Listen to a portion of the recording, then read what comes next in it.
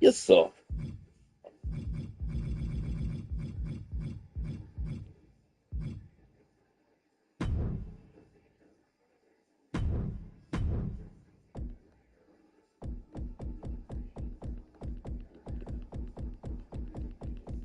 Somebody go and get the ass kicked. Somebody go and get the face kicked. Yeah. Beat him up. Break his neck. Beat him up. Break his neck. I'ma tell you right now, I ain't never been scared of a man. I walk through this land like a round this man. I'm a kid, y'all. Here comes D-Lo.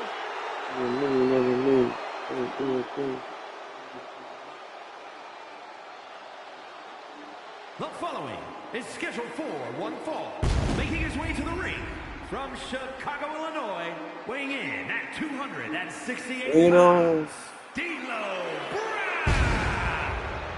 Look at this confident swagger. He's often imitated by fans, but no one approaches the ring like D'Lo Brown.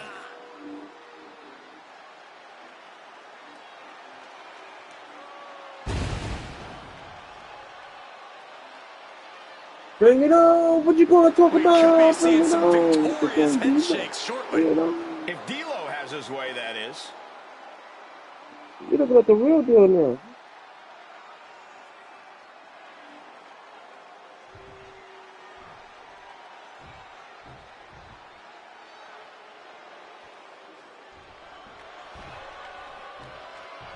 The Hall of Pain is open for business. Somebody go and get their weight split. Somebody go and get their weight. Somebody go and get. Yeah. Beat them up. They used to be partners, and now they're enemies. One of the most destructive big men ever. Henry has performed incredible feats of strength, both in and out of the ring.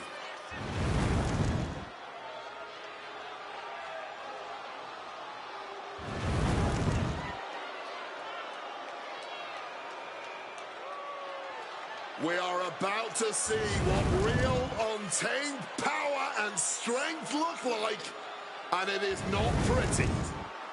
Beat him up. Break his neck. Beat him up. Break his neck. Break his neck. Beat his neck.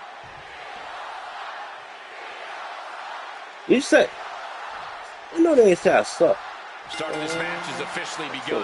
And D'Lo Brown looks set for action in this one. A powerhouse athlete who has the stamina. On the table, I think. Here we go. Oh, shit. Looking like a game of tit for tat now. An assault. This has turned into a violent game of chicken. Who's going to step off the gas first? Fatigue more than setting in, but these superstars are refusing to let up. This crowd You mad big, boy. every second of it.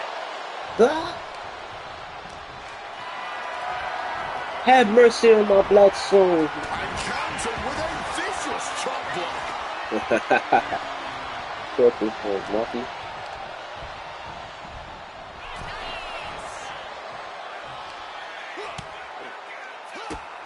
Drop kick hits hard. We're looking at the real deal now. I'm gonna put this song on so I want to scream. You know, we can stay here, guys. Bring it on, what you gonna do about? Bring it on, what you gonna do about? Bring it on, what you gonna do about? Stone cold with a clothesline. Being a crap out of you, Marcus. Marcus Henry.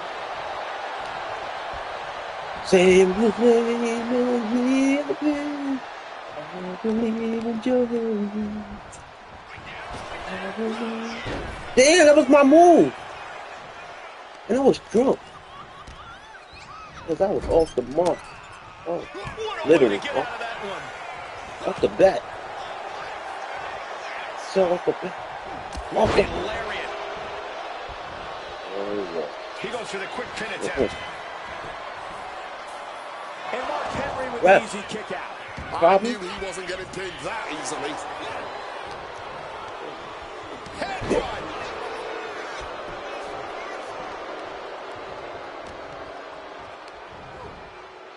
Taken down with a body slam. Turns it around.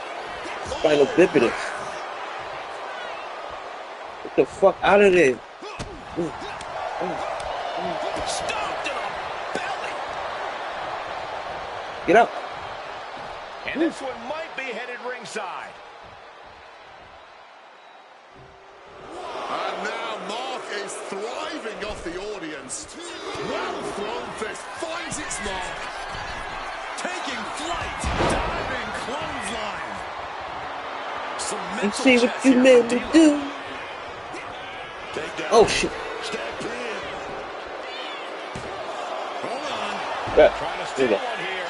Turns the tables. Shoulders down. Reverses the pin. Shoulders down. Oh. A 2 count there. Give him credit. He's got plenty of energy left. Stiff elbow will break that up. What a drop kick. Yeah, did it. Look at D'Lo taking all the... Serves him right for running his mouth. Gets out of there with They a got the ring. elbow to the gut. And he exits the ring. Better watch the count.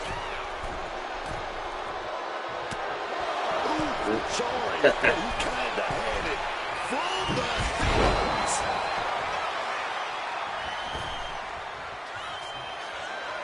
Back up top. Oh my God. Saw that Damn, coming. boy, what you doing back Got the knees up. Boom. D'Lo with a timely counter. Nothing better than the sky high. Turns it into a pin attack. Bruh, what the fuck is He's on? able to kick You out went all victorious. around, all the way. Ref What? didn't even get to two. I put that work in on you. D'Lo off. You man big, huh? Get off the ring. Get this Yeah. back into the ring now. I'll get Heading out, but needs to be aware I'll of the get it. referee's count. You come with me. Oh, perhaps he the should have hell? been paying more attention. He's making his way to ringside now. I used the environment on your big ass. Oh, Oh man, that'll the bring world's it on. strongest plan. Dodges out in time Damn it. He's setting something up. DDT. with that DDT. You're looking at the real deal now.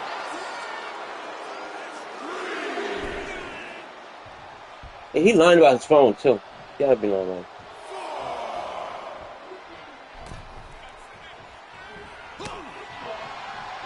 Here we go, roll up. Right. I'm not playing, Grandma. That's already bad, man. What the hell? What the hell? Now you gotta fuck him up.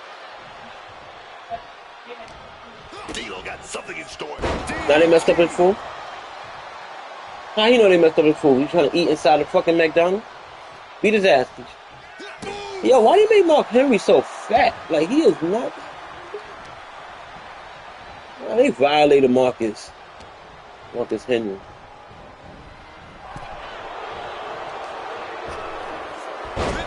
They made this nigga Mark Henry like Santa. Making way toward Now do your thing. You looking at the real deal now. Look out! D'Lo with the lowdown. I wanted to play the song because I didn't want to scream. 1, 2, 3. They just got the shoulder up. Somehow mustering the strength to kick out at the last second. That was the home run shot that got robbed at the fence.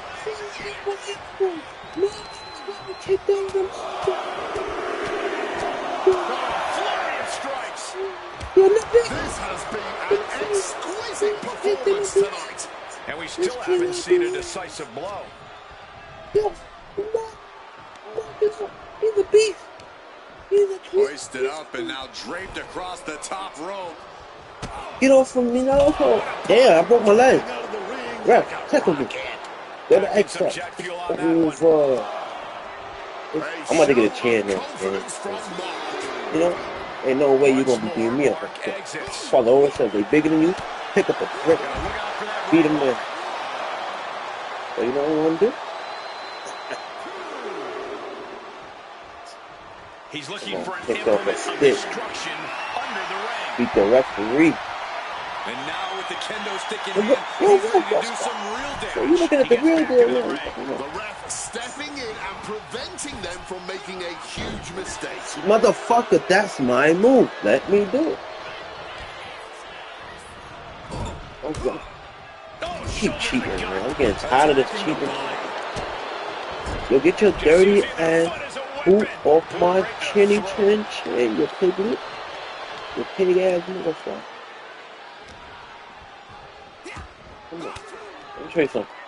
Oh, fought that off with the stiff elbow, man. Good God, that's devastating. His neck gotta be broken after that. That's a low down too. Climbing to the top. What's he have in store? Blast off. Oh, You crash son, landing. you son, you tried it. You tried Evades the attack and not a moment too soon. Wait, what's my powerbomb move? See that?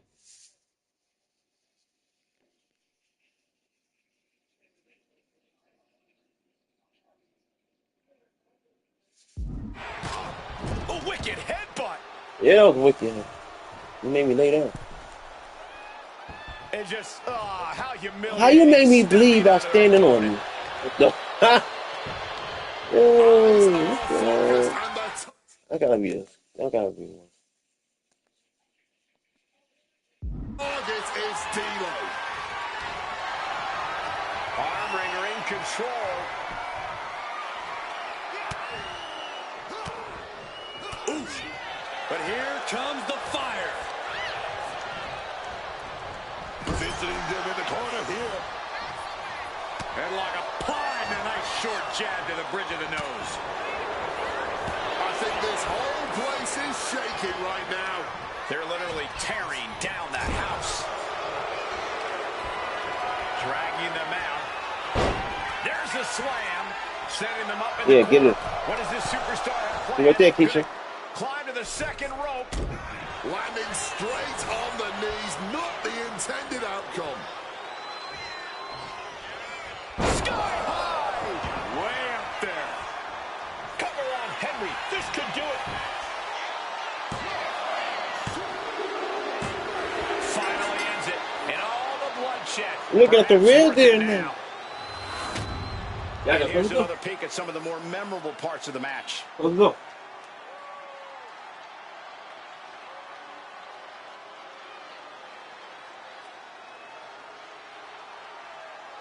Keisha, can you check my burgers, please? Oh, yeah, because I'm psychic. My bad.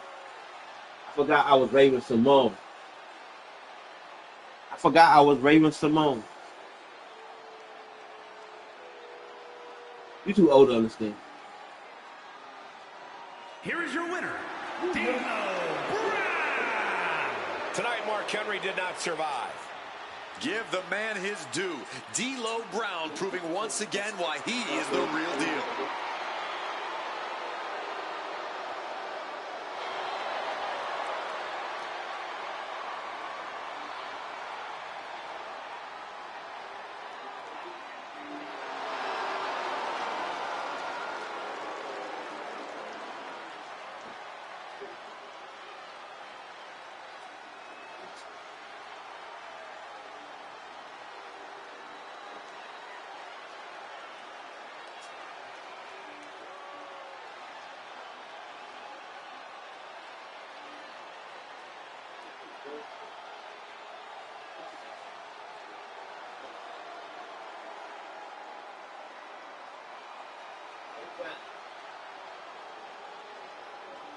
Word.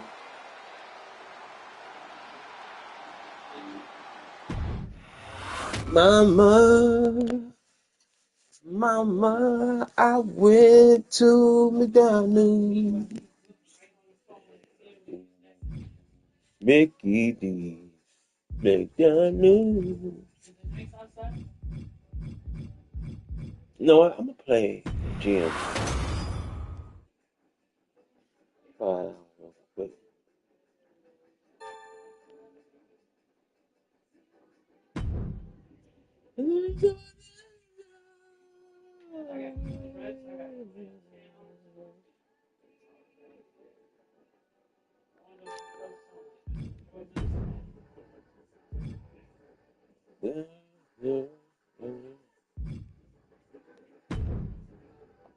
Seth Rollins and Brock Lesnar work well together as a tag team. Triple H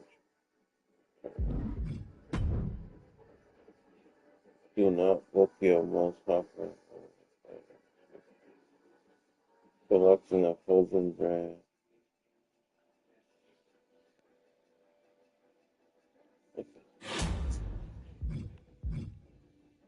Do not book your one. I don't know who my most popular. Who is my most popular?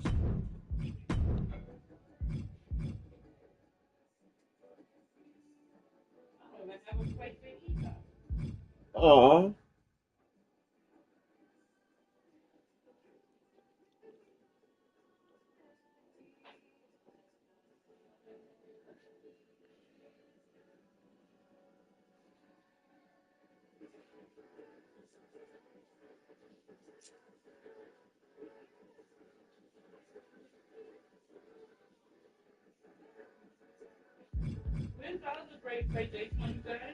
Yep.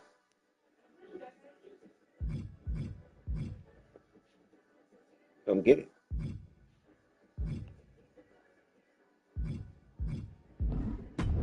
Okay.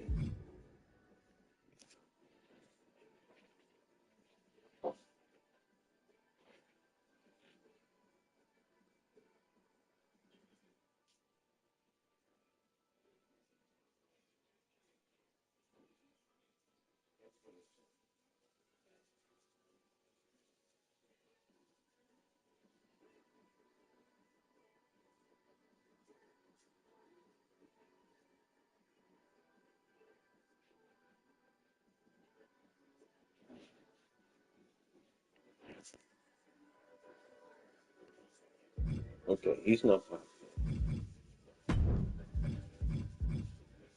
Well, you say most popular.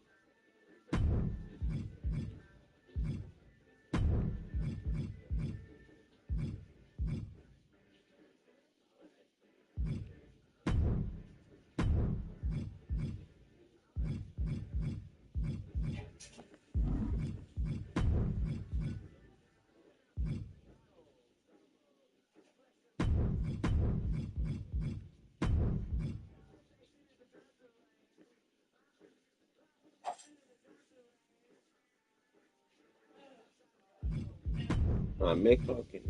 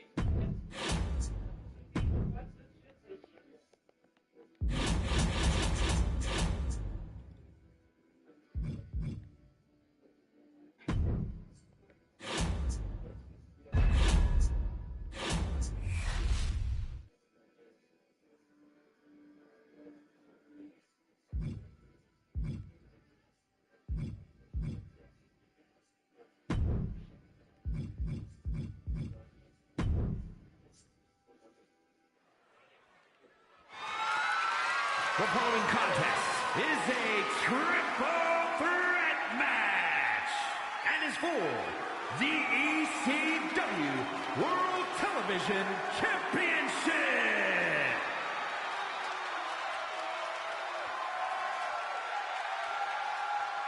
The WWE's Apex Predator.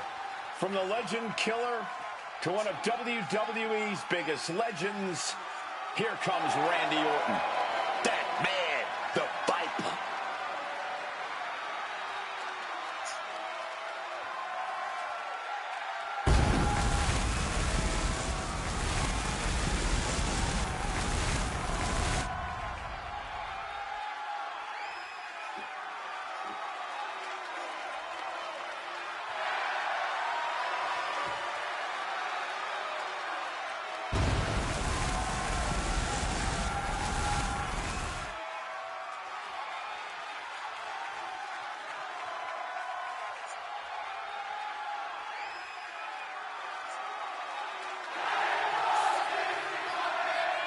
They come to me, they talk to me. Introducing the challenger from St. Louis, Missouri, weighing in at 280 pounds, the Viper, Randy Orton! One of the most decorated superstars in WWE history, Randy Orton, is just so gifted in every way, man. No matter what, the Viper is always standing on top of WWE. Oh, yeah, man. Randy is always evolving, always improving his game. That's why you can find his fingerprints on every title in the WWE. If he doesn't have a title around his waist, he's laser focused on making sure he does soon.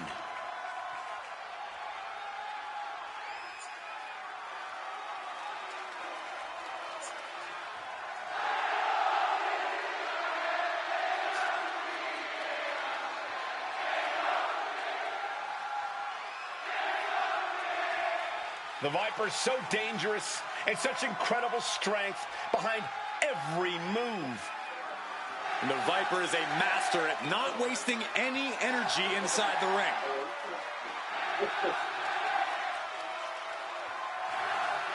And don't forget, Orton has unmatched resiliency, too.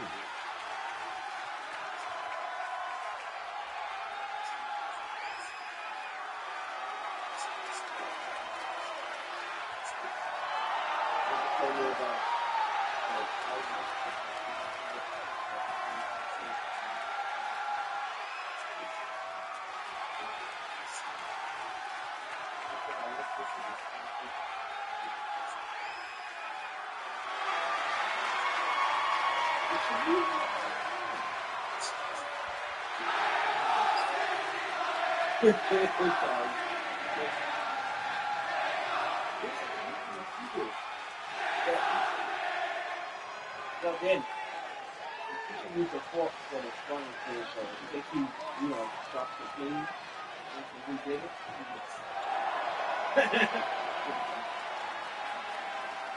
I know you're going to say,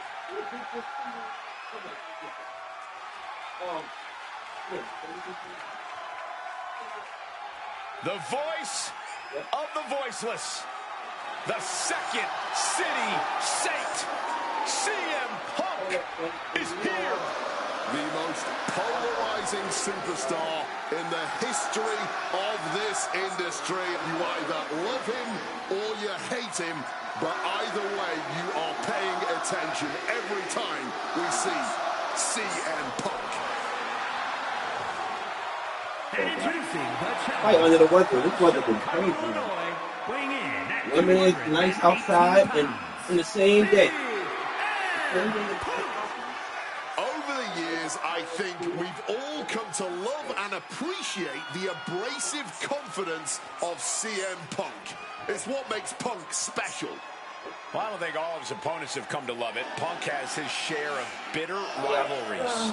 It's bound to happen. Punk believes he's the best talent this industry has ever seen. And he's not too interested in being convinced otherwise. That is going to irritate some people. And when that happens, Punk is always ready to sort things out inside the ring.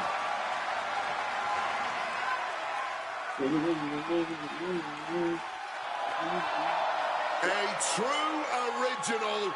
Punk is one of the most dangerous men in wrestling today.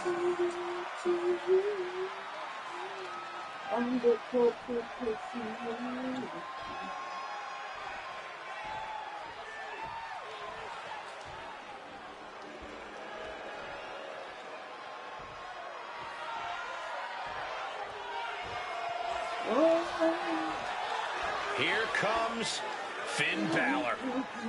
A man who has competed and succeeded at the highest level all over the world. And introducing the champion, representing the Judgment Day, from Bray, County Wicklow, Ireland, weighing in at 190 pounds, the ECW World Television Champion, Finn Balor. Finn Balor has competed all over the world, dominated everywhere he went. WWE is no exception. You know, there aren't a lot of titles in the WWE that don't have Finn's fingerprints on them. This man is a Grand Slam champion. But setting aside his accomplishments, Balor's vicious attitude has rubbed plenty of people the wrong way. Even Finn's closest friends barely trust him. You know, that's because this man is a certified threat to anybody. He's vindictive. He's diabolical. You want to keep him on your side so you can always keep an eye on him, man.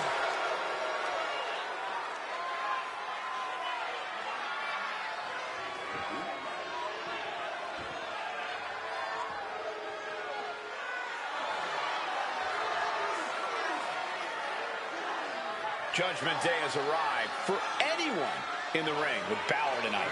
So this racist rip girl on YouTube called Lily Got.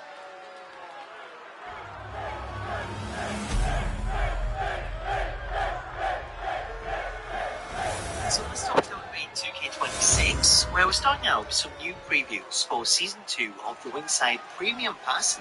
As posting on X, 2K have released the full tag team efforts with Demolition, featuring Axe and Smash. 3 combatants, but only one winner in this trip. The footage of Demolition confirms that the pair will feature a new tag team entrance, as this motion is different to the one seen in WWE 12, Well, in terms of music, Full threat match. Yeah, and you don't even need to be part of the deciding four to win a triple threat match. That's why you need to keep your eye on both of your opponents at all times. Precision elbow strike. To gain the advantage. Smash. Responding to questions, 2K Senior Manager. Taking heavy fire in the corner in the form of a series of clotheslines. He's posting on X with all words. And driven down in a belly-to-back suplex. Clothesline. Chris was absent for the entrance preview. Not sure he was the rest of the What a powerful belly-to-belly. Oh, then tag that's team what finisher.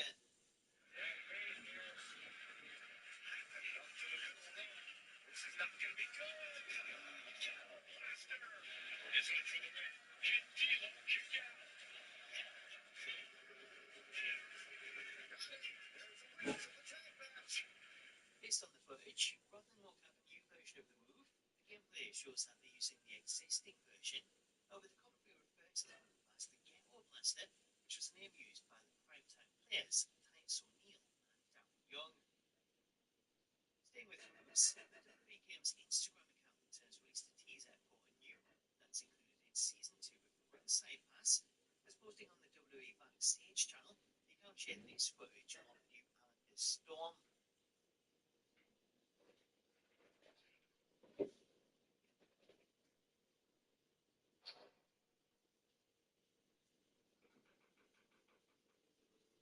The new move bears a strong resemblance to Grayson Waller's new finisher, which a lot of players have pointed out in the comments. Though rather than transition into a submission like we've seen in the preview, Waller's version ends with the impact. Nonetheless, should you want to update his finisher, they should make it an alternate if you want to update his set. Moving on to the next of the DLC previews, the WWE Games account has also released a photo of small Kevin Kelly, with Sean Napier. Getting sent to the turnbuckles. Orton able to counter. Ooh, a bit of the sweet sauce there, man. Dismantling the arm in the corner. Gotta hurt. Not a whole lot you can do with a bum wing, guys. Oh, that gets reversed on CM Punk. Brought down with the sling blade. Punk wants more from his opponents. And here we go, returning to the ring. Perfect drop kick. Ready to shut this down. That'll break up the pin. Just in time, too. It looked like Balor's quest for excellence was met with some resistance there. Right now, he is really looking like the target in this triple threat. He's taking things outside now. Opting for the kendo stick. He's not worried about getting too fancy here.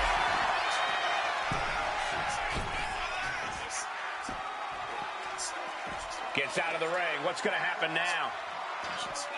Backbreaker. Boom! Face first. Sliding into the ring now.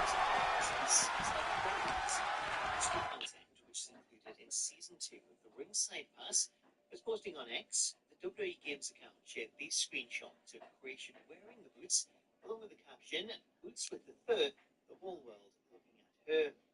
One of the most amusing things about the post was The Viper showing. Switched it up and hit the DDT. No clue what he hopes to find down there. The universal signal for extreme. The kendo stick has entered the fray.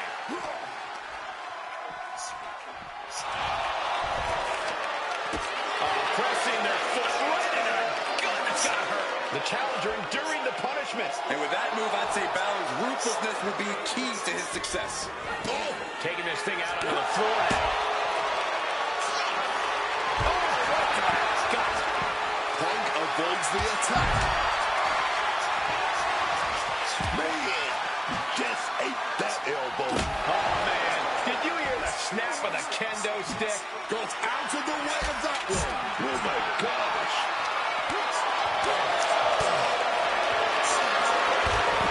Submission move for Jordan. Trying to find a way out. And he's out and delivers a knee. Impact. Hard to breathe after that. And he gets delivered back into the ring. Oh, quick way to respond with a reversal. Oh, smash right into those steel steps, man. Crushing double stomp. Boom! RKO!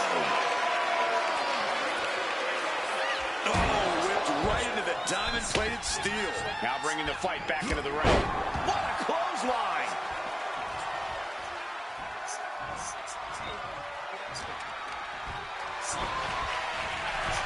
Up to Welts already. My updated look and I have made it so. The Over Femi Saturday night's main event 2025 Persona has come to the free track of Ringside Pass Season 2. Available April 15th. WWE 2K26. Show.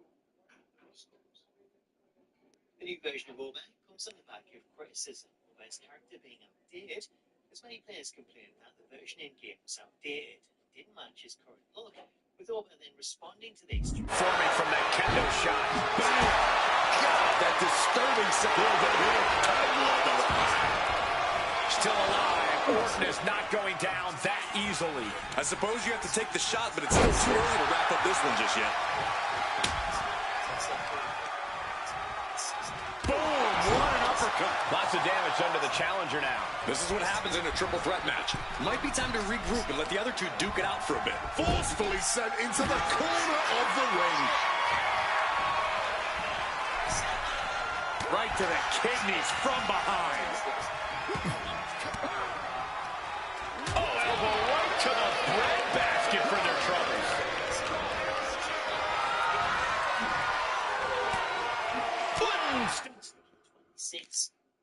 In the photo, man shown holding up a special version of the WWE Championship, which is used for motion capture, the photo confirming that it's recorded a new title motion. The teaser title motion could also hint at the return of Matt's Internet Championship, which was previously featured in the series when he appeared as Zack Ryder, as the Internet Championship could be part of the extra content included in the Ringside Pass. Finally, let's talk My Faction. As ahead of WrestleMania next weekend, the My Faction store has been updated to feature new WrestleMania 42 Volume 1 packs, with these packs including new Emerald, Sapphire, and Ruby tier cards, along with a selection of... Into belly. Oh, no need to swing when you can just chuck right at someone. Setting course to the top turnbuckle. CM Punk. Flying elbow drop. He gets into the ring.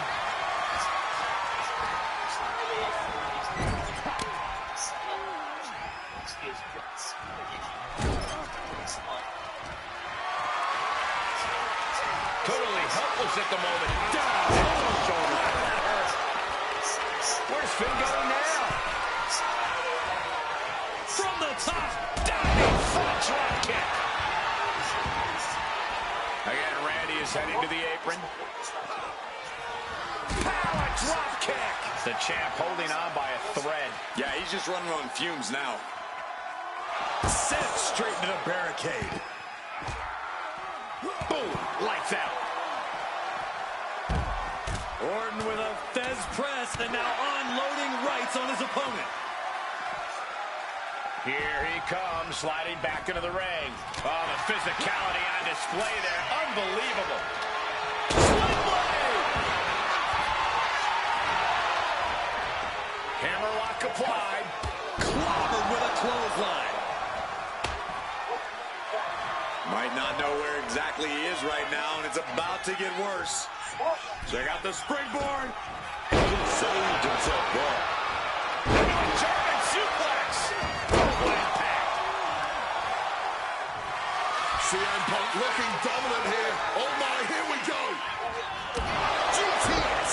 The challenger is not holding back. Oh my God. I don't believe it. Incredible resilience on display. And Punk might have just swung for the fences, but it wasn't good enough. We might see a new champion crown. Transitions into the pin. Is this it? Kicked out at one. Even the ref can't believe it. How do you even... So to the fate of WCW. And this week here on Wrestling with Regret, we're going to look... do that? Kicking out at one after a move like that? Orton There's a depth at recover for the title. And only gets a 1 count. Somehow still has the energy for a quick kick out. Clearly lost in the moment. He better snap out of it. Slides under the ropes. Back into the ring.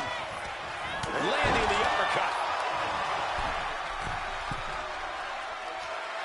From above! Oh, cutting it off with a stiff gut punch.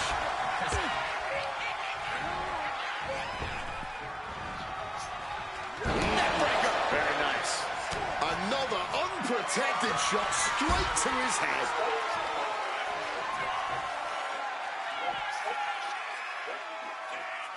Second rope DDT.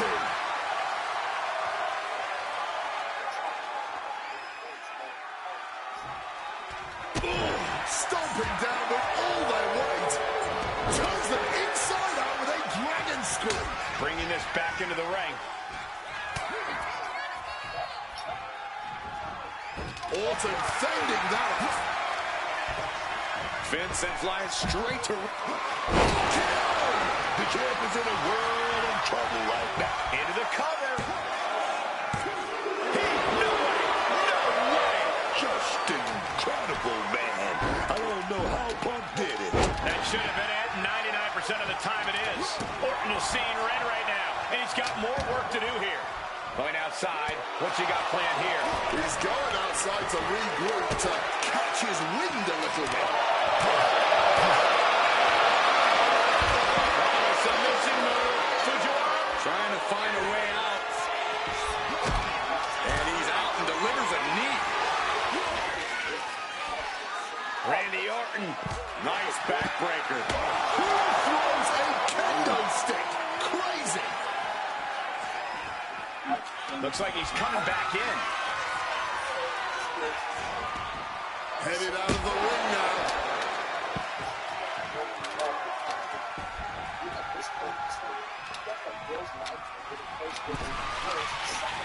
Big shot taken. That one's going to leave her well.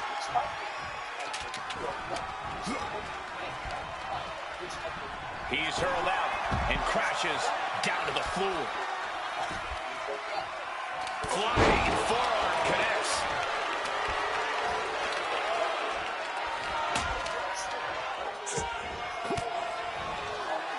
Uses an elbow to disrupt that attack.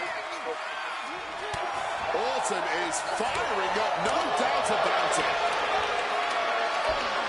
He may draw the moment too much, giving his opponent a lot of room to recover. Jeez, that's going to leave a mark. Absolutely no telling what's underneath the ring tonight. No more Mr. Nice Guy. He's ready to put that chair to use. Slips out of the way. Perfect. That's yourself up. Oh, no. Has him lined up for the kill shot. CM Punk stopped that in its tracks.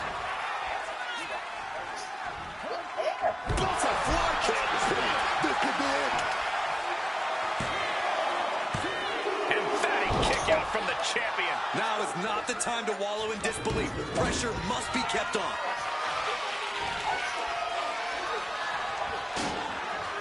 That didn't look good for Balor. And we can see just how bad it was all over his face.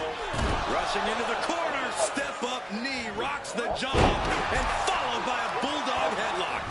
Balor being measured. The end could be near. Oh, wait a minute, got the arm breaker. Oh, gonna take it to a little top wrist lock. There's a lot of pain.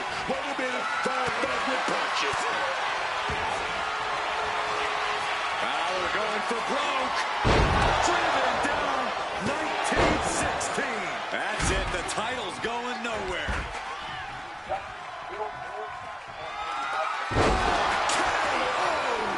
This may be the challenger's moment. Looking for the pin. There it is. Randy Orton is your new champion. We've got some highlights from the last one queued up. Here we go.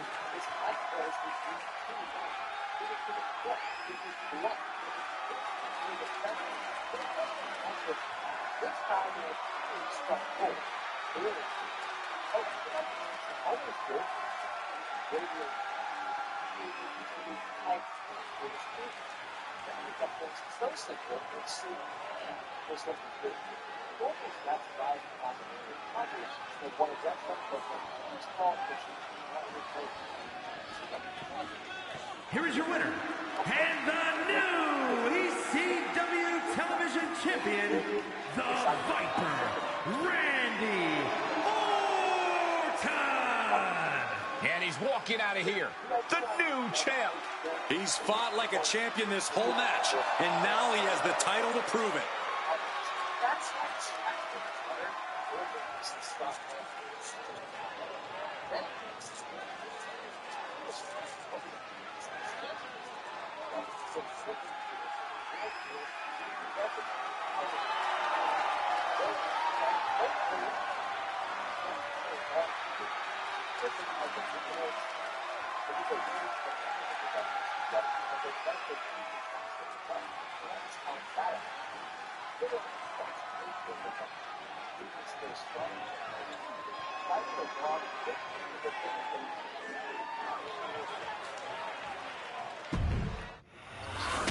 Seriously, an awesome moment to watch live on TV as it happened. The crowd was hyped, they were throwing shit in the ring, there was a diamond cutter involved, Bobby Heenan out in front of the commentary. It was total chaos, and it was the best possible way. Seriously, an all-time moment for WCW. People complain these days about the fact that, oh, they hot-shotted the match on TV. Two, That's three. Ring the bell! Yeah, they were right, but at the same time, it's one time.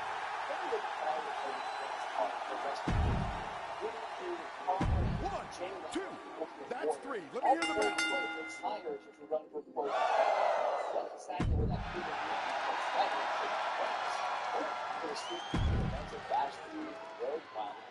Scheduled well in advance, so no. I'm seeing the Warriors doesn't sign with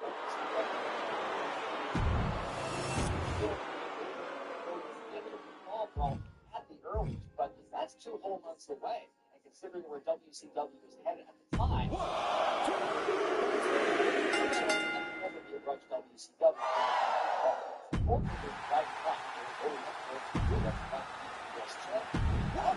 Two, ring the bell. This could be a rematch.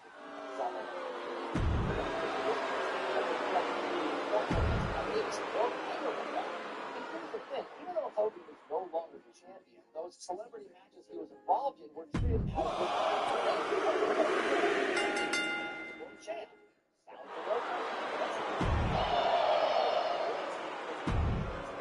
but it's awesome. If it hadn't been positioned in the main event,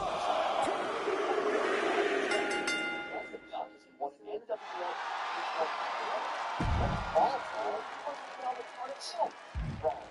but it's not for lack of trying. It was around this time that TV champion Chris Jericho tried to initiate a program that would end in a match they quickly hit Goldberg.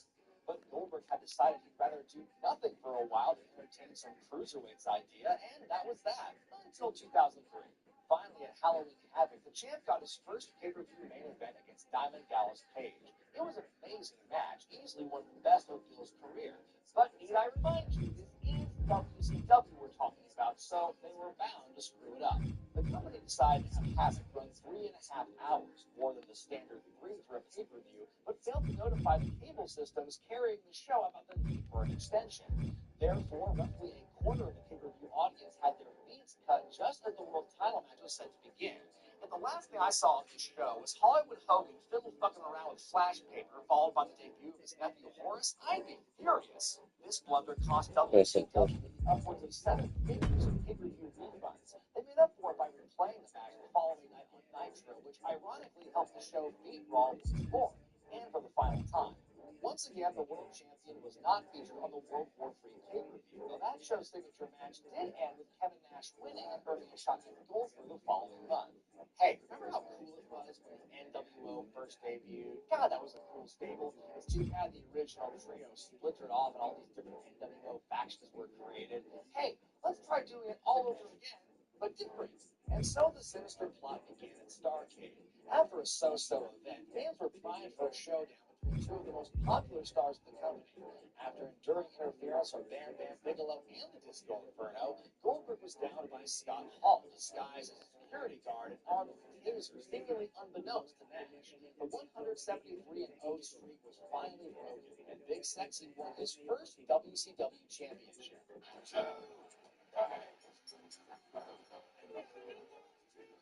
fans went nuts upon witnessing this piece of history, but as someone who watched this event, screamed.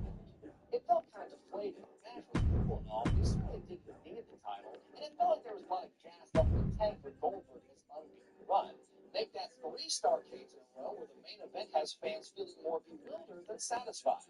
Just 1 week later, the wheels were really beginning to fall off the Goldberg train. That's when Nash, our former champion, Just a moment. Probably show this opening match in the back. What's so special about January? How could I forget? What happens here is widely considered one of the biggest booking blunders of the Monday Night War. Goldberg was taken away by police on suspicion of stalking Miss Elizabeth. That same episode, Hollywood Hogan ended his fake retirement to take Goldberg's place in the title match with Nash. And soon after fans were given permission to tune to Raw to watch Mankind win the WWF title, Nash flopped on the ground and let Hogan cover him for the ring and the belt. Then as that facade ended, Goldberg returned from the clink with a vengeance, only to be beaten down and spray painted as the NWO factions reunited to create the NWO Elite. Great! This past year was a waste. WCW chose to set aside those obvious rematches with Hogan or Nash and allowed Goldberg to get some half-boiled revenge against Scott Hall and Sold Out. A ladder match where the infamous taser was the prize hanging above. Damn, Chico, imagine going from winning ladder matches with Shawn Michaels to Goldberg. I'd have quit. Goldberg's obvious destiny was sidetracked yet again by Bam Bam Bigelow at SummerSlam the next month. Then he was inexplicably left off the card and uncensored in March. Well, obviously, Goldberg can't get his revenge on Hogan and the NWO yet. Ric Flair's got to do it first. Yes, it was time to relive the feud we'd seen on and off for the last 5 years as temporary president Ric Flair challenged Hollywood to the best in the main event uncensored. The insane badness of the first blood steel cage match resulted in a double turn of sorts. As new champion, Flair became the evil president for life, all turning Hogan and by extension the whole NWO. Resolution. Who needs them? Later that month, Bret Hart outsmarted Goldberg, took a spear while wearing a big steel plate. This kick-ass moment naturally from nowhere, but Phil did get his win back against Kevin Nash at Spring Stampede. And speared that ref right in the dick. Goldberg's issue with Hogan was seemingly abandoned as our hero was taken out by the Steiners as a way to write him off so he could fill his role in the Universal Soldier sequence. He returned at Road and beat Diamond Dallas Page of the Jersey Triad at Paul Run. WCW was in shambles by this point, one of the most profitable wrestling company in history, to losing millions. In September of '99, Eric Bischoff was relieved of his duties, so it was time for the company to get back to basics and pull themselves up by their bootstraps. Yes, it was time for Vince Russo to step in and take charge of this failing company. Desperate to stay competitive, WCW plucked their competition's head writer out from under the WWF's figurative nose with the hope that he could turn their fortunes around like he did with them. To his credit, Russo understood that Goldberg should be a hit focus, and the path to get him there had more twists and turns than a Bugs Bunny turning Elvis. Elvis had in '99, the first pay-per-view company Russo achieved was on Goldberg beats the Division as the U.S. champion once again. The build of this match included staying Goldberg's kick, creating a win streak of his own. 1 year forward, so inflated the bill. Oh, so this kind of popular is okay, but Jericho's wasn't? Theirs was a hard-hitting match, what some would call a flat ending. It did end with a fall, but referee stopped it. It didn't lead to much. But that wasn't the end of Goldberg's night. One match prior, Phil Hogan laid down his claim to the WCW championship. They had everyone asking questions, but we get no real answers. The title would change hands for the second time in the real main event, when Sting issued an open challenge at the Goldberg incident, though there seemed to be some confusion on air as to whether or not it was for the title. But suddenly, Goldberg was a double champion again, and all will be right with the... I forgot. WCW. Goldberg's world title was nullified by J.J. Dillon on Nitro. Then on that same night, he lost the U.S. title to Bret Hart after being attacked by Scott Hall, Kevin Nash, and did. The gears were seemingly in motion for Goldberg's big push back to the top.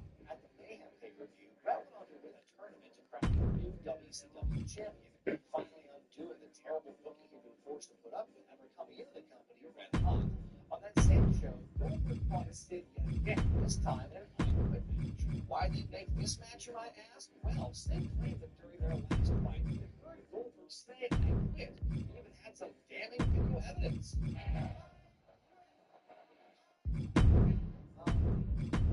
he ever recover from all the blood loss at Halloween Havoc?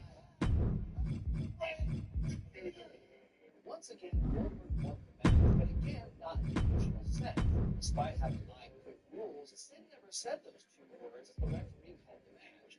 Instead, even Bob Backlund was able to get some noises out. A rematch between Brett and Goldberg was set for Starrcade. And as he did with Stone Cold and The Undertaker a year before at the Federation, Russo opted to but can they coexist?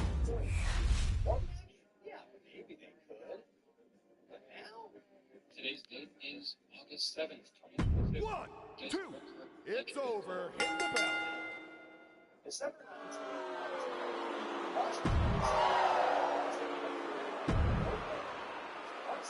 One, two, that's it. It's over. Hit the bell. But even with his head screwed,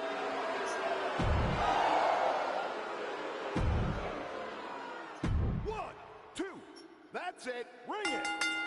one of the laziest recreations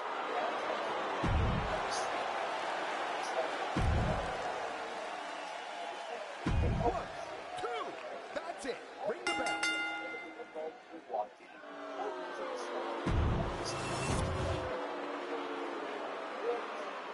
One, two, that's it. Ring the bell. Let's try it.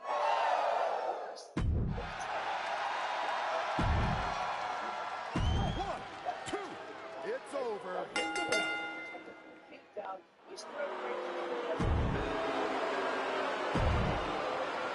One, two, that's it. Ring the bell. It's a setup for yet another.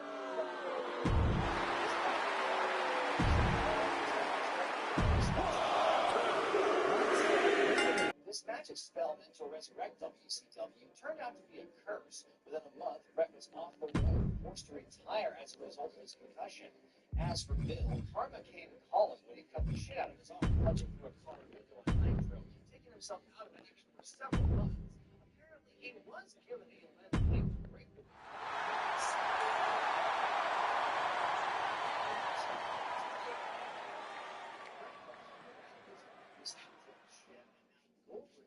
WCW with a tail spinning yet again. But hey, if one failed executive could have turned things around, why not try with two? By April of 2000, Vince Russo had left and come back to WCW, this time with also returning Eric Bischoff. The two were tasked with getting WCW back on track, and they did just that with a full championship reset and the debut of a new world order. I'm sorry, I meant the new blood, because heaven forbid they get those mixed up. New Blood stable was a faction of disenfranchised young wrestlers named Brian Knobbs and Scott Steiner. Basically, it was for anyone on the roster who I'm not sure do it right now. was called the Millionaires. Oh, just take it. Now, one would think that when Goldberg comes back from injury, he would join the side of the babyface main eventer. But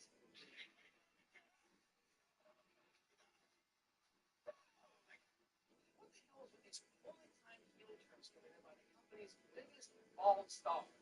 Goldberg returned to help Jeff Jarrett beat Kevin Nash, the Great American Bash, that turned absolutely nobody asked for, especially Goldberg himself. Bill had been hesitant in turning heel as he considered himself their role model to younger fans and felt that turning would be a betrayal to them. You can argue whether or not he was justified in thinking that, but after all the other demoralizing twists and turns fans had to put up with for the last 2 years, it was even more disheartening to see one of WCW's top heroes go to the dark side. I mean, look at eating Scott Hall's contract. What a monster! But heel capacity for less time than an average world title reign in WCW before he suddenly snapped on Vinny Crew and told him to Vinny screw himself. No doubt trying to recreate the magic of the Vince McMahon Steve Austin feud. Goldberg and Russo engaged in a similar version of it over the fall, with Russo proclaiming that if Goldberg failed to recreate his legendary streak, he'd be forced to retire from wrestling. Now, watch me win the world title, bro. In a match that A, Vince Russo. B was for the WCW Championship. C was in a cage. And D featured Vince freaking Russo. Goldberg speared his hated rival to the cell wall. That spear did give Russo a concussion, so Bill Keating were doing that. But the odds remain stacked against Goldberg for the remainder of the year. After winning a handicap match versus Prime, he soon pivoted to a feud with Lex Luger and Buff Bagwell. And perhaps the most anticlimactic final match anyone could have imagined for a superstar once poised to wrestle the company from certain doom. Goldberg teamed up with his power plant trainer, Buddy Lee Parker, in January as a Sin to take on Jimmy Buff. A man who we saw earlier in the show faced Goldberg and was bafflingly allowed to stick around as the man jumped in for Luger. A sin indeed. By the way, for those of you still wondering, this thumbnail is a reference to Final Fantasy X. His name is Sting. Hope that clears everything up. The loss was a way for Goldberg to take time off. Eric Bischoff worked with him to purchase WCW for Turner and to get another lead got the Big Bang. Instead, Sting was allowed to see it Goldberg in the company as it was sold 2 months later as he recovered from shoulder surgery. And that was the story of Bill Goldberg's time in WCW. Yeah, suddenly I don't feel so bad about his first WWE run anymore.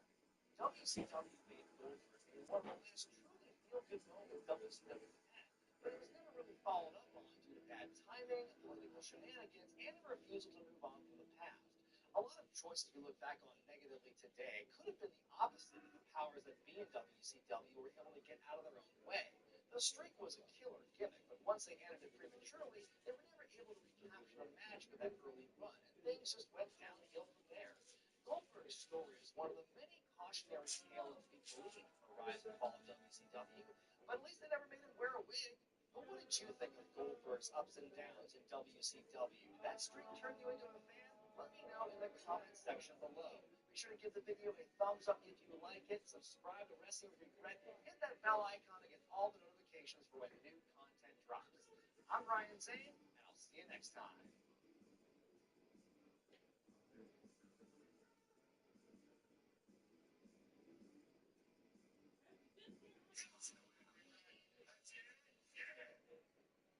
Throughout wrestling history, there have been a lot of grapplers with supposed boundless upside, but for whatever reason, were never able to reach their true star potential. And in my opinion, historically at least, one man and one man alone fits that bill better than anyone else.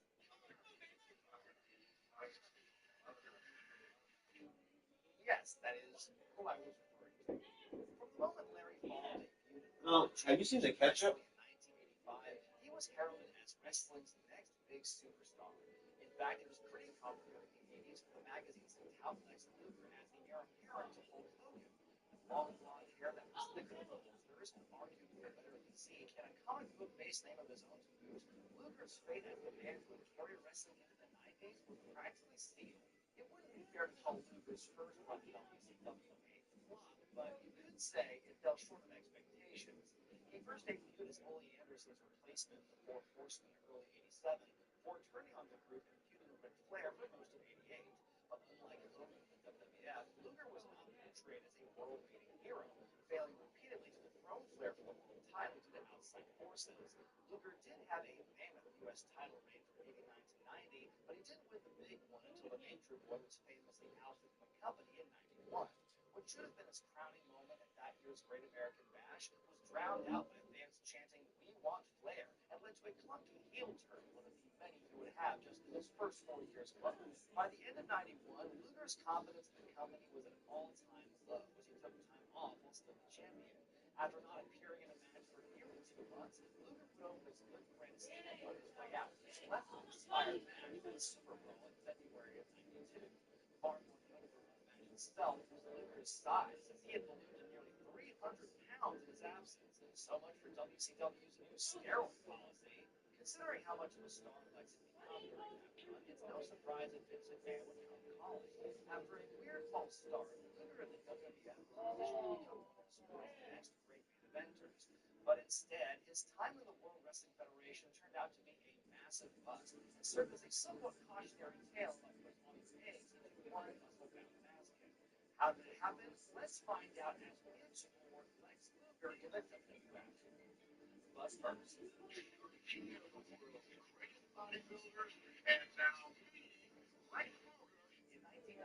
the World Bodybuilding Federation made its debut, one of the many examples of a man not knowing when to stay in his lane.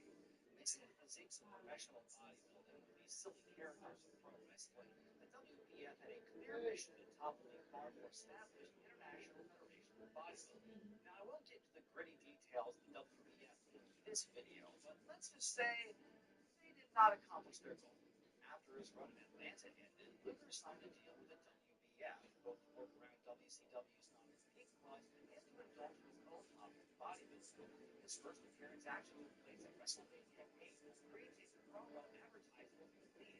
Vince had hoped Luger's involvement as co-host would convince fans to put down the remote and stick around for WBF Body Stars. But just days before the 1992 WBF Championship beat that chain, Luger was involved in a motorcycle accident and was unable to perform. Instead, cutting a promo from his hospital bed. He did get a nifty steel plate through his forearm to benefit him later, so he wasn't a total wash. In fact, it's probably the benefit of his motorcycle. As the show gone so badly, Vince shut down the WBF one month later. Luger spent the next 7 months sitting at home in front of his paycheck until he great opportunity the perfect opportunity. Soon after Mr. Perfect turned babyface against Bobby departing from Flair, the Rays began hyping the impending arrival of Narcissus days after the previous logical picture was examining his own reflection. Considering the wrestling we're talking about here, it was probably one of the best casting choices Vince had ever made. Luger was paired up with Heenan, who used every indulgent adjective possible to describe Luger's physique. If you hear Vince's voice saying it, it almost sounds perverse. Hey, regretters, big news. I'm headed to Oberhausen, Germany this March to film a documentary all about WXW's prestigious 16-karat gold tournament. Click the link in the description or scan the QR code to learn how you can help support our adventure and get early access to the doc, exclusive footage, and limited edition merch. Thanks for the new edition of This Week is the Crap Show, where I give my thoughts on all the biggest goings on in wrestling for the last 7 days. We have a lot to talk about this week, so let's dive in. The United Visitation Concert, Ticketmaster pre-sale took place Thursday, and in less than an hour, all those seats were gone. 11,000 and change. No, I'm not talking about that. Only making somebody's front row seat in the resale market. Yikes! Seriously, it was so popular Thursday and Friday.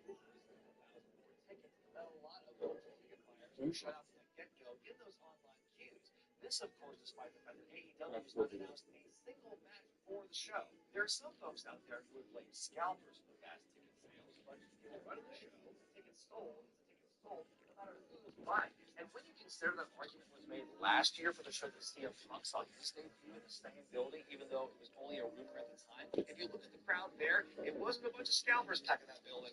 It was a bunch of fans. I think the same thing's going to happen here at the Forbidden Door show. It turns out that if a company gives fans what they want on a consistent basis, those same fans will be much more proactive in buying things for the future. Who knew?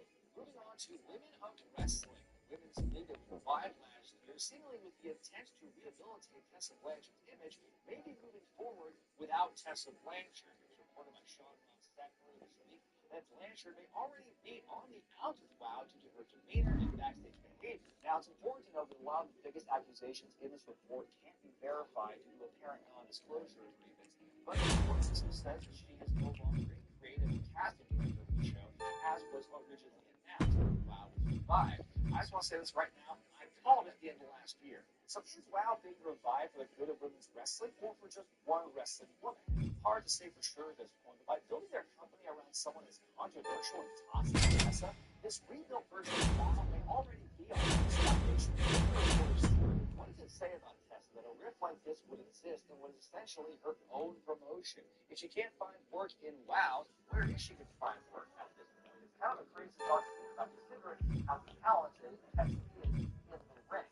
I certainly hope WoW can continue with or without Tessa. I've always said more work for more wrestlers is always a good thing, but hopefully WoW will still succeed. Actor and former WWE writer Freddie Prinze Jr. has made it clear he wants to start his own wrestling promotion. He spilled the beans this past week with his own podcast, Wrestling with Freddie, that he's been returning to acting with the goal of taking that money and putting it toward this this wrestling project. He said he wants to get the project off the ground in 18 months. He says he wants to give equal time to men and to women. But one of the things that really caught my eye, or my ear, I guess, is the fact that he wants the wrestlers to be unionized with the Screen Actors Guild. Now, I've made it known on this channel for a very long time how You got shot, yeah? You got 4 times? Twice. Twice. Twice. I have 4 surgeries. 4 surgeries, that's what I meant, thank you. 2 different incidents? Or? No, same incident. Oh, okay. All of it, same incident. That was after, like, the music started popping off? No, it was before. It was like probably like right before. Like I got shot, and after I got out of the hospital, and probably like 2-3 months after that, I started like repping. What was that like the most traumatic thing you would experience? I'm pretty sure, yeah? Nah, definitely not. Hell no, losing my posture. Okay. Yeah. That was nothing. I already knew that was coming one day. So where were you actually at when you got shot? Shit, I was in the enemy at the time.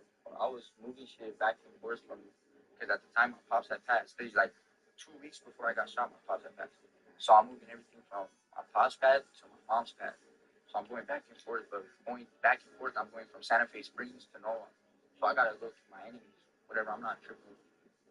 Just one thing led to another, like wrong time. I wasn't even paying attention. Like I was lacking. You were just driving? Yeah, I was driving. It was me, my baby mama, and then one of the homies. And you're not thinking that anybody's like watching your whip? Nah, that's the thing. Like we're just driving, and I guess they seen us. Like they just seen us without us knowing. You riding fishbowl, like windows open type shit? Yeah. That's the thing, and that was the thing. I was at that. I think about it, my pops had just passed, and I was just like, let me just move. And I had a big ass 72-inch inside a boxcar, moving that shit to my mom's pad. And you got hit in the leg and the stomach, or what was it? Nah, I got hit in the hip and then under my armpit. Okay. And you were able to just drive to the hospital? Well, no, my baby mama was driving, and I was passenger, and they got us from the passenger side. And so she didn't get hit? Nah, she didn't get Thank hit. God. But that was the thing. It was like, I don't know what I was thinking. I guess, like, and that was the thing. I still don't remember, like, the shit. I deadass thought it was a whole different situation. I thought I was in my hood with different homies. I got shot. I woke up thinking, like, oh, where's this fool? How is he? Like, what the fuck? Like, You're in the hospital type shit? Yeah, like, I woke up in the hospital. I don't even remember what the fuck happened. Like people had to tell me what the fuck happened. Like, type shit. Like, yeah, it was like, and the doctors told me that they're like, yeah, it was so traumatic that like you see different things. Like, so that's what it was. Like, I literally was thinking a whole different situation. But my baby mama, she was fine, so she drove me to the hospital. Shouts to her for that. Yeah, If it wasn't for her, they said if it wasn't for her bringing me to the hospital or waiting for ambulance, I'd probably been dead. Wow. And that was the thing. I did, like, you could say my heart stopped 4 times. Like, I shouldn't be here. Like, yes, you should. Do you know how long you were under, like when you were in the hospital? I know when I got to the hospital, I was gone. Like, I was done, lifeless. And then they put me into the hospital. They attached me to shit. They bring me out. I was still out. I guess they bring me back on the way to the other hospital, the St. Francis. They bring me back in the ambulance. Yeah. And so how long were you in the hospital after you got shot? I was in there for like 3 weeks. Yeah. And so what are you thinking about during that time period that kind of led to you rapping? Man, when I was in the hospital, I swear, like, I wasn't worried about nothing but my pops. Like, I heard a story where one gang member killed another to take his spot. I wanted to go to his gravesite. Like, that's all I, like, literally, right when I woke up, I was like, pops, like, what's, like, I feel like that was the only reason why I woke up. Like, that was all I was doing. And that was the first thing, literally, right when I got out of the hospital. I went straight to the cemetery. But so you're fighting for your life, and you're not even really thinking about surviving. You're just thinking about your father who had just passed. Like, and that was the thing. I was just trying to get out of there. Like, I was in that bitch. Like, they you know how they gotta do like the physical stuff. Like, oh, we gotta help you walk again, whatever. Physical therapy. Exactly. Yeah. So I was doing all that shit, and they're like, "Do you feel nauseous? Do you feel like you're about to pass out?" I'm like, "Nah, I feel fine. I'm good." every day I was telling them, every feeling that they told me I felt. But I was just trying to get out of there. Like, I'll be walking. You're like lying. Like, oh yeah, my foot has motion. I feel. Yeah. Like, that's not good, bro. I was just trying to get out of there, though. Yeah. And even my mom seen it. Like, she was like, bro, you're not okay. Like you need to stay here as long as possible. But so you weren't thinking about rapping when you were in there? That was the last thing I was thinking about. But at the time, like, I wasn't even really rapping as much. I was just making songs here and there. Like, when I got shot, like, I swear, like, rapping was nothing. Like, I didn't even think I was going to be rapping. But so then you get out, and then, like, a month or two later, you really start rapping? Like, what, yeah, like, what was a month or two later, I had a song that I had already made. So I just recorded that shit, like, just me freestyling it on the phone. And people started tweeting, like, they were like, oh, that shit's hard. You need to go to the studio for that shit. And I did. I made that shit in the studio. That shit got love. That just gave me motivation to get, like, you know, like, just try this shit out, you know? And I did, because that shit took where it took me, you know? You have a really natural ability, like, your voice, your presence on the mic. It sounds so like you're meant to do it. Like, no homo. Yeah. you be on that, though? Yes, did he? Yeah. So, like, fools weren't already telling you, the homies weren't already, like, encouraging you, like, damn, you could have something there, like... Yeah, that was the thing. That was the main ones that were, like, telling me when I first started rapping. Where's the homies? Like, the homies was like, hey, fool, like, you could do something with that, like, fool, like, ain't nobody here. And that was the thing. At the time, there was nobody rapping, like, our city, like, from our section. There's not too many, like, famous rappers. Exactly, yeah. And even at that time, like, any rapping, like, any youngsters, none of that, like, I had a homie, Ultra, he was doing that. And he was, like, the only one at the time, like, really rapping until I started doing my shit.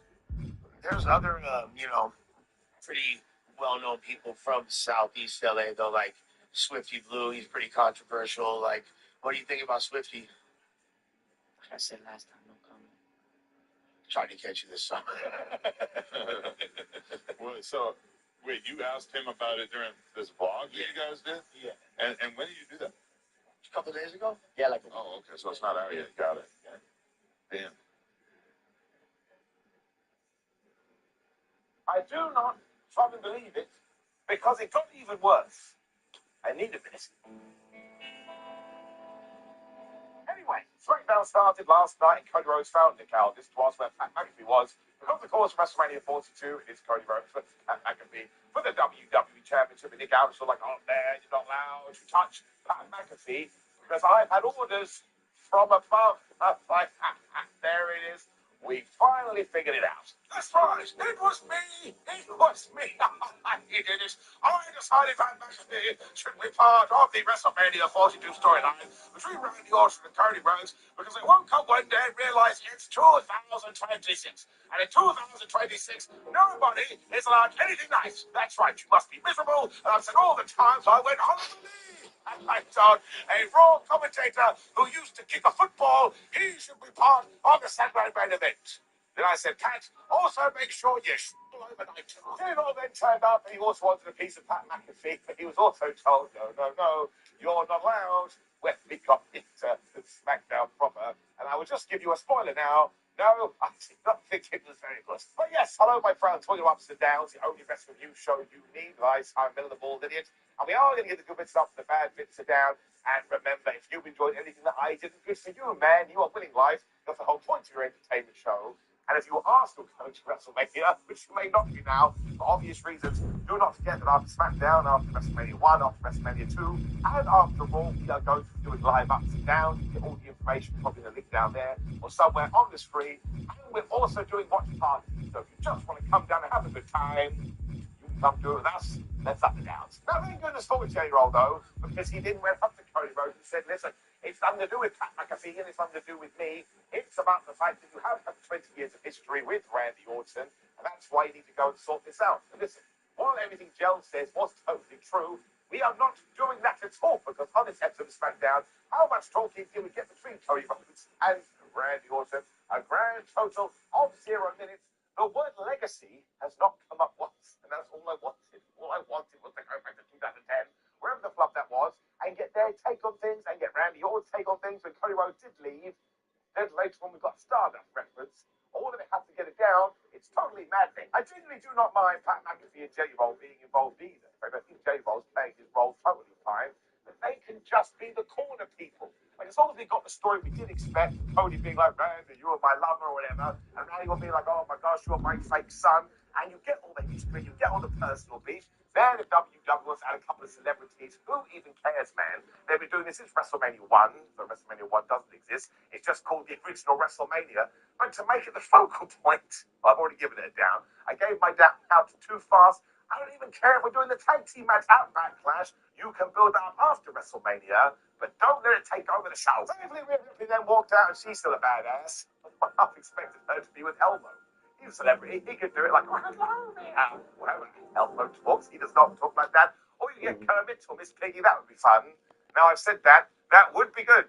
If WWE, if you want to save WrestleMania, go and give Big Bird a call. Anyway, she was mad that Jay Cargill beat up Io Sky last week, so out came Io Sky. So don't be mad for me, Argentina, because I want to face Jay Cargill and not you. When the Countess walked out and said I made a bit of a boo-boo, I forgot to book the main event, but hey, Io Sky and Jay Cargill, if you would like to fight, it's on. Now listen, I like Rhea Ripley, and I like Io Sky, and I like Jay Cargill, and I like Nick Aldis, but this has to get down, because it just came out of nowhere. And once again, I do not think the feud between Jay Cargill and Rhea Ripley should be about the friendship of Io Sky, given that Io Sky at the moment is not in a match. Now, yes, it looks like we're going to do the Oscar feud, but that hasn't been confirmed. And given what happened at the end of this SmackDown, well, now you've kind of ruined that one too. Is somebody in like a fictional bulldozer backstage just like smacking everything down? Something has happened, and I am very confused. Down. We're moving on to Bayley versus Alexa Bliss next, which did make sense because, of course, we have this multi-person tag team match at WrestleMania. So now it's you beat me, and I'll beat you, and I'll go and beat her. Well, given we were in Bayley's hometown, Alexa Bliss was being very heelish. At one point, she had the pin, and she held onto the ropes. You're not meant to do it. She also looked at Lyra Valkyria, who was at ringside, and did the Becky Lynch foot stompers promo dance. Don't worry about it. But I was like, oh my gosh, Alexa, you just popped me big as I do become a geek. I mean, what a nice reference. But now if her and Charlotte want to go heel after WrestleMania, damn it, I'm on board. Of course, it was Charlotte Flair that kind of got involved, because she threw her jacket up at one point, after everybody had stared at everybody else, and Lyra Valkyria was there too. And I can only assume that Bayley forgot she was in a match, because Alexa Bliss zoomed in. She dropped her over the top rope when she hit the most devastating move. In all the sports, and it's a surprise roll-up, and she got the 1, 2, 3. Bayley looked around like, man, I was born here. Now I look like an absolute patsy. This is actually fine, though, and it did make me question who is going to walk away with those WWE Women's Tag Team titles. This is actually a good reminder. See, this feud wasn't very good a few weeks ago either, because we just got a bunch of disqualifications. But now it is okay, and yeah, it's got me questioning what Charlotte and Alexa Bliss are going to do. And actually, we should turn them heel, because I thought they were hilarious as bad guys during this. They have to imagine that Bayley and Lyra will win those championships, which, when they did suffer here, that's fine. So everything has to be complicated. I'm giving it up. But Tommaso Hayes basically told us he's not going to be at WrestleMania because he was backstage with Little Yachty and Trick Williams, and he said, yes, look at my leg, it's totally injured. I'm not going to make it, but whoever does win between you and Sami Zayn for that US Championship, I will be waiting. Now, listen, you can make the argument that nobody deserves to be on WrestleMania, but I really do think there should be a spot for someone that has just kicked ass for the entire year, and one of those people is Carmella Hayes. If nothing else, when I did watch this, and they made it very clear, I felt my body sink, and I felt myself get sad in the tum-tum. That's not what you want. We could have found a space for Carmella Hayes. He could be in the Sami Zayn versus Trick Williams match with Small Boat, just making a three-way. It wouldn't make a blind bit of difference if it's down. It was bizarre too, because Matt Cardona then just walked in, and listen, I love Matt Cardona, but he is being booked like a WWE 2K My Rise character. He was like, we should fight tonight. So now it's him versus Trick. I mean, why the slum nuts? Thank goodness it's Drew McIntyre and Jacob for two, though, because their feud genuinely is WrestleMania worthy. And here, this crazed loon, Drew McIntyre, hired a film crew. He got on a recce, and he booked himself a jail cell to film within. And he basically said, Jacob, for two, you're no inspiration. In fact, you're terrible to your family, because you got arrested when you worked in over and over and over again. That just means you're a demon. When he basically said that he thinks Fatu chose a life of crime over his family, the unhinged Drew McIntyre is awesome. Well, we come to Jacob Fatu, and yes, he was mad. And he kind of said McIntyre is an idiot, but before we go any further, who came off? It was Tatanka. Was Tatanka? Imagine it was. That would have been weird. It was Solo Sikoa. Now, Solo thought it was hilarious because this was the same place where Jacob Fatu got his teeth knocked out a few months ago when randomly we did learn that it was going to be Jacob Adu taking on Tama Tonga. So that is 3 impromptu matches that were just made on SmackDown. I think you have to have a bit of fun. But the fact that even our main event got made, I'm just going to give it a down. I kind of feel like WWE used it a little bit like a crutch. When from nowhere, Royce Keys had a video package. That's right, the former powerhouse Will Hobbs. So he's not dead. He is still alive. And actually, I thought this was very, very well done.